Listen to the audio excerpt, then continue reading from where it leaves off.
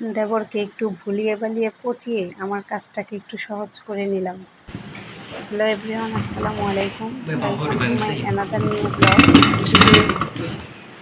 আজকে আমাদের বাসায় গেস্ট আসবে, সেজন্য বাসাটাকে একটু নতুন করে গুছিয়ে নিলাম। এদিকে বাবুকে বসিয়ে দিলাম যে তুমি বসো, আমার অনেকগুলো কাজ আছে, আমার সেগুলো সারতে হবে। তো ওকে বসিয়ে দিয়ে আমি চলে আসলাম গেস্ট রুমে। গেস্ট রুমটাকে একটু গুছিয়ে নিলাম। তারপর সব কটা রুমই আমাকে গুছাইতে হবে। এদিক দিয়ে আমি দেখতে পেলাম যে আমার দেবরকে, তো ওকে আমি একটু বুঝিয়ে সুঝিয়ে বললাম যে তুমি যদি আমাকে একটু হেল্প করো তাহলে আমার জন্য ভালো হবে। তো সে প্রথমে রাজি হচ্ছিল না, তারপর আস্তে করে যখন বললাম যে তাহলে তোমাকে ক্যামেরার সামনে নিয়ে আসবো, বলার সাথে সাথে সে বললো যে না, আমাকে ক্যামেরার সামনে আনবেন না, আমি লজ্জা পাই। তারপরও শেষ রক্ষা তার হলো না, তাকে একটু ভয় দেখিয়েই মূলত কাজটা হাসিল করে নিলাম। যাই হোক, এই তো দুজন মিলে ডাইনিং রুমটা গুছাচ্ছি।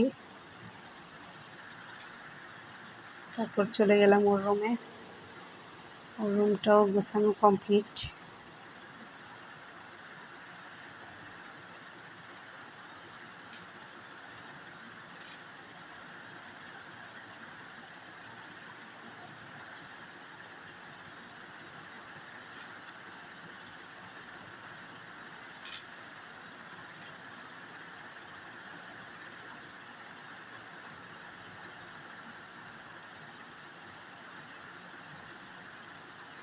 এটা হচ্ছে আমার শ্বশুর শাশুড়ির রুম।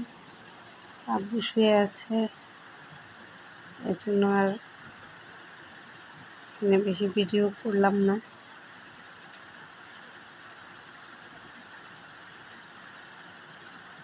এটা হচ্ছে আমাদের কিচেন রুম।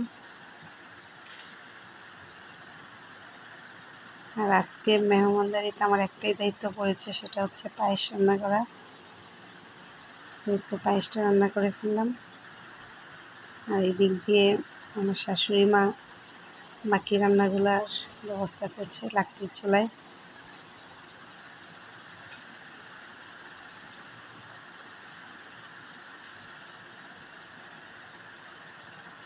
গরুর গোস্ত, মাছ, সব কিছুই ওনার চুলাটা স্পেশালি আমার কাছে এত ভালো লাগে।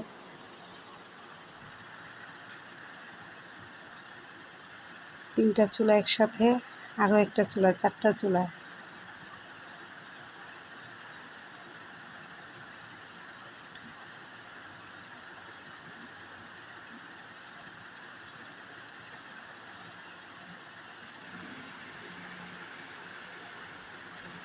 ফাইনালি রান্না কমপ্লিট।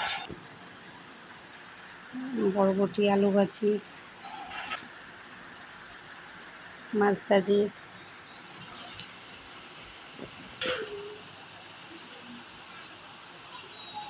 দেশি মুরগি।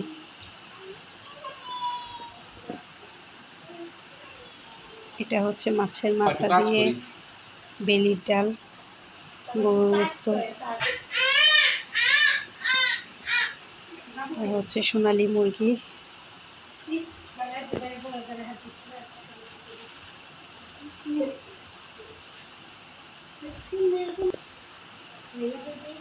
ডিম দিয়ে মাশকালার।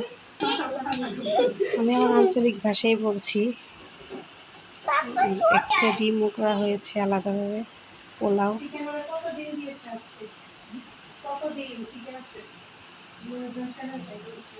পায়েস।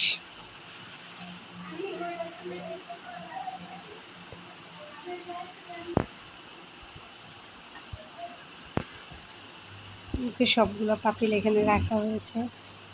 আর সালাদের ব্যবস্থা তো থাকবেই, সাথে কোক। আমরা এখন সব কিছু কমপ্লিট করে গেস্টদের জন্য ওয়েট করছি। আমার ননদ আসবে শ্বশুরবাড়ি থেকে।